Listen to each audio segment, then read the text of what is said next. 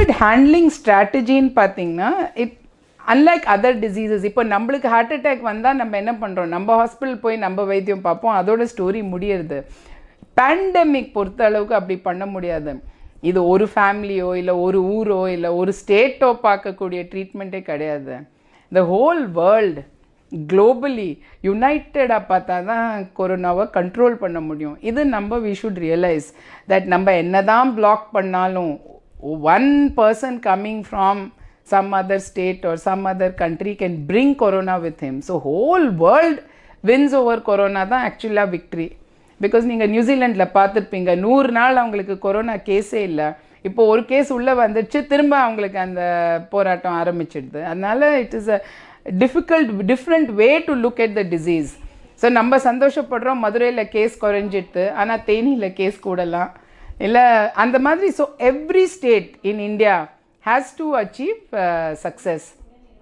அந்த அளவுக்கு நம்ம சக்ஸஸ் பண்ணாதான் நம்மளால் ஓரளவுக்கு we have won the battle against கொரோனான்னு சொல்கிறோம்.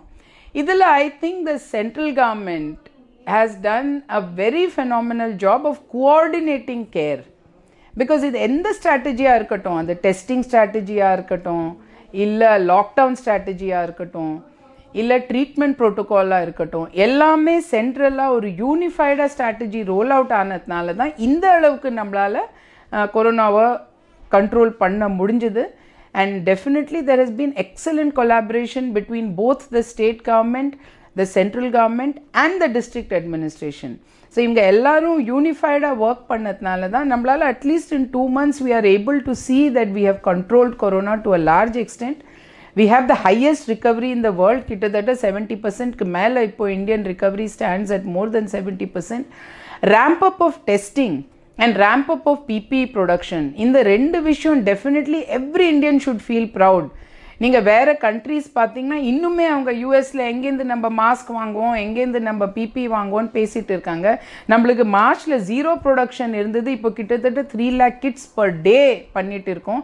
அந்த அளவுக்கு our country has been able to ramp up, and it's because of the unified work between the central government and state government. It's a matter of great satisfaction for all of us. Because நாங்களே முதல்ல யோசித்தோம், எங்களுக்கு தேவையான mask கிடைக்குமா, BP கிடைக்குமா, கிடைக்காது போச்சுன்னா என்ன பண்ணுவோம். இப்போல்லாம் நம்மளுக்கு அந்த கவலையே இல்லை. Very cost effective and very high numbers has been provided. And second thing is the testing strategy.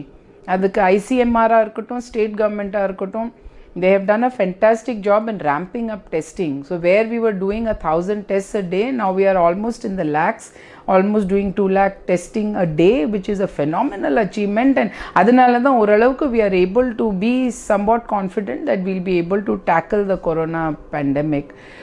And I think we must not pass without making a mention of the Prime Minister, because his personal leadership. Any battle, and the battle la first thing நம்மளுக்கு நம்பிக்கை இருக்கணும், இல்லை நம்மளால முடியும் அப்படின்னு சொல்லிட்டு அந்த நம்பிக்கை கொடுத்ததே Prime Minister மோடி தான். That is because of that people were very encouraged, and we thought yes, we will be able to overcome this problem. So it is a great leadership effort on his part. It's a matter of great satisfaction for me to be here in this position today, because நான் இதுக்கு train பண்ணல. This is not my education. I was trained to be a pathologist. So நான் ஆக்சுவலாக pathology படித்தது எய்ம்ஸ்லேருந்து pathology படித்தேன். And my aim was always to be in the lab and to be in a big lab and be in a successful lab. But life takes different turns. நான் சொன்னேன் உங்களுக்கு ஏர்லியரே, நான் சொன்னேன் when Apollo hospital இங்கே மதுரையில் ஒரு hospital போட போகிறாங்க அப்படின்னு சொல்கிறப்போ, அப்போது பிரீதா ரெட்டி என்ன கேட்டாங்க, நீங்கள் மதுரை போவீங்களான்னு கேட்டாங்க. அப்போ எனக்கு மதுரை வரத்துக்கு இஷ்டமே இல்லை. நான் அப்போ சென்னையில் செட்டில் ஆகிருக்கேன். I just come back from Australia. ஆஸ்திரேலியாவில் மேல் படிப்பு படிச்சுட்டு வந்தேன், ஃபெலோஷிப் இன் ஹீமட்டாலஜி. அதனால் எனக்கு மதுரை வரத்துக்கு இஷ்டம் இல்லை.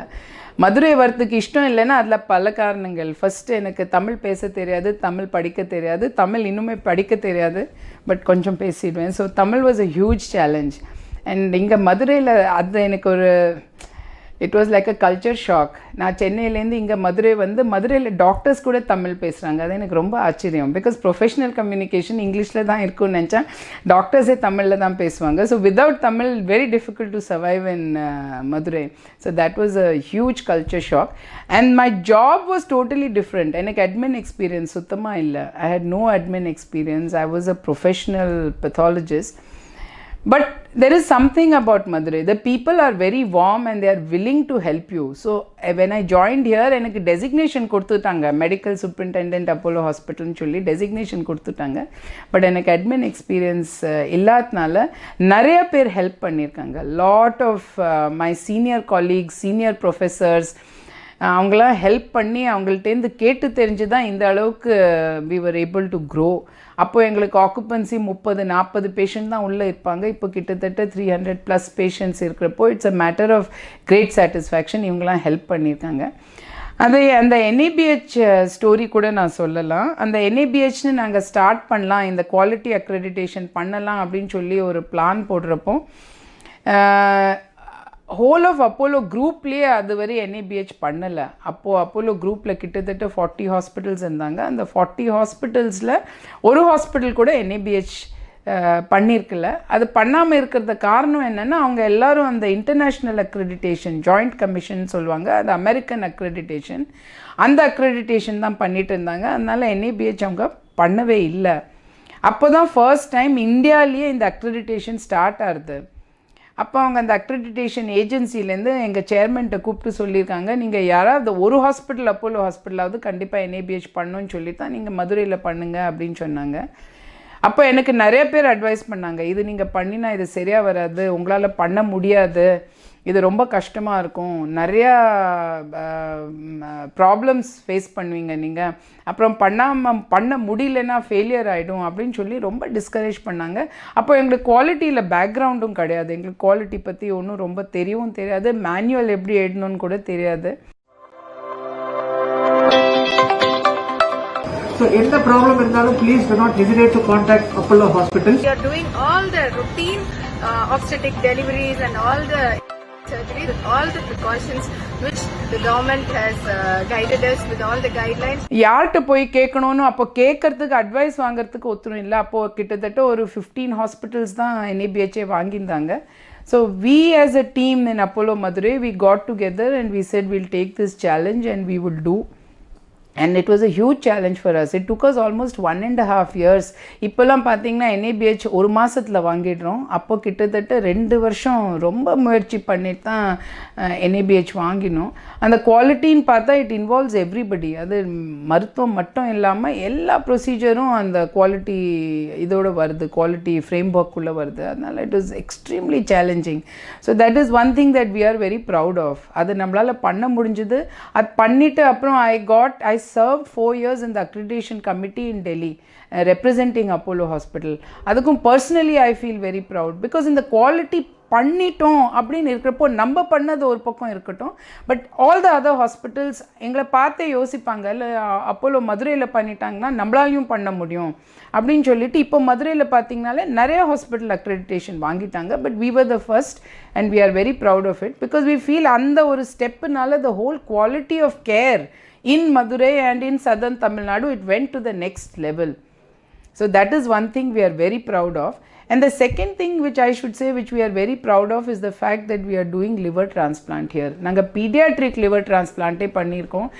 இது இங்கே மதுரையில் பண்ண முடியும் நாங்கள் நம்பவே இல்லை. ஆனால் அது பண்ணிவிட்டு இப்போ அந்த குழந்தையெல்லாம் நல்லா இருக்காங்க. That is a great satisfaction because இந்த சோஷியோ எக்கனாமிக் ஸ்ட்ராட்டாலேருந்து வந்து சில்ட்ரன்லாம் போய் சென்னையில் ஒரு 3 மாதம் 6 மாதம் இருந்து அங்கே லிவர் டிரான்ஸ்பிளான்ட் பண்ணக்கூடியது அவங்களுக்கு ஃபீஸிபிளாகவே இருந்திருக்காது.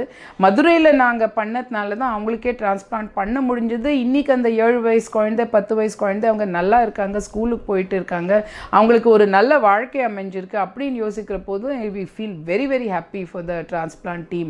இவ்வளோ எக்ஸலண்ட்டாக பண்ணியிருக்காங்கன்னு சொல்லி. So these are 2 things that I feel extremely happy and proud about, that we are part of this organization which has been able to do this. Okay, so this is a huge challenge. So how do we bring down the cost of healthcare and make it truly affordable? அதுக்கு there are 3 strategies. The first strategy is இப்போ cost of healthcareனு பார்த்தீங்கன்னா with the exception of medicines, pharmacy, drugs which are made in India, எந்த technology நாங்கள் use பண்ணாலும் எல்லாமே technology is made outside India. Mostly, largely. So நீங்கள் அதை indigenize பண்ணுறப்போ when you make in India, healthcare will also be made in India and அப்போ the cost will come down. இப்போ ஒரு மஷின் நாங்கள் வாங்கணும், ஒரு லேட்டஸ்ட் மைக்ரோஸ்கோப் நாங்கள் வாங்கணும்னா you have to buy a Japanese microscope or you have to buy a Korean microscope and that adds to the cost of healthcare. So நாங்கள் use பண்ணக்கூடிய ஸ்டென்ட்டாக இருக்கட்டும் இல்லை வேறு ஏதாவது இருக்கட்டும், all of this is made outside India. So make in India is critical. Health care காஸ்ட்டை reduce பண்ணுறதுக்கு make in India. The second thing that you need is emphasis has to be on preventive health care. அது individual level-ஆ இருக்கட்டும், அது government level-ஆ இருக்கட்டும், but there has to be emphasis on prevention. இப்போ நம்மளே பார்த்தோம்னா only after we are sick we go to the hospital. அப்போ தான் நம்மளுக்கே செலவு வருது. நீங்கள் அதே சுகரை ஃபஸ்ட்டே பார்த்துட்டு சுகரை கண்ட்ரோலில் வச்சிங்கன்னா உங்களுக்கு வேறு ஒன்றும் தேவைப்பட போகிறது இல்லை. You can live healthy. So emphasis on prevention is important. நம்ம இப்போ இந்தியாவில் பார்த்தீங்கன்னா most of the health care spend is on what we call secondary and tertiary health care. That is நீங்கள் சிக்காயி ஹாஸ்பிட்டலுக்கு போய் அங்கே எடுக்கக்கூடிய ட்ரீட்மெண்ட் காஸ்ட் தான். ஸோ ப்ரிவென்ஷனுக்கு நம்ம life style modification, prevention, early diagnosis அந்த இதுக்கு மூவ் ஆனோம்னா definitely the cost of treatment will come down. நீங்கள் சில கண்ட்ரீஸ் ஃபார் எக்ஸாம்பிள் நீங்கள் ஸ்வீடன், நார்வே அந்த மாதிரி கண்ட்ரீஸில் பார்த்தீங்கன்னா அவங்க ஹார்ட் அட்டாக் நம்பர்ஸே குறைச்சிட்டாங்க. அதை எப்படி குறைச்சாங்கன்னா இந்த ப்ரிவென்ஷனில் ஃபோக்கஸ் இருக்கும். நீங்கள் எங்கேயாவது ஒர்க் பிளேஸில் ஒர்க் பண்ண போனீங்கன்னா அங்கேயும் உங்கள் வெயிட்டை பார்ப்பாங்க. வெயிட் கூட இருந்தால் உங்களுக்கு நோட் வந்துடும். நீங்கள் போய் 5 கிலோ குறைச்சிட்டு அப்புறம் you come back to work. So that emphasis on prevention is important. Because we can never pay for treatment. If we put money on prevention, we can make sure that treatment is தேவை பண்ணாம அளவுக்கு. That is the second thing. The third thing which will help us is insurance. Again, insurance not all of us take. If everybody gets insured either under a government scheme or under private insurance, then definitely what will happen is that treatment becomes affordable for everybody. So இப்போ Ayushman Bharat is a great scheme. And you can see that already in the Ayushman Bharat, the healthcare behavior of the country is changing. So, adhe madri there are state government schemes also which will make this healthcare affordable. Ipo bypass surgery minna panna mudiyada people, they can get it done either under Ayushman Bharat or under CM scheme. So, that is a big that healthcare opportunity is made available. So, these are the 3 strategies. The first is make in India everything as much as possible. The second thing is prevention. If you have to spend money on prevention. And third thing is insurance. So these 3 strategies will make healthcare affordable for everybody. So அந்த நிலைமை நம்மளுக்கு treatment தேவைப்படுது, ஆனால் நம்ம hospital போகிறதுக்கு யோசிக்கிறோம், அந்த நிலைமை ஒருத்தருக்குமே ஏற்படக்கூடாது. Everybody should have access to healthcare. Thank you.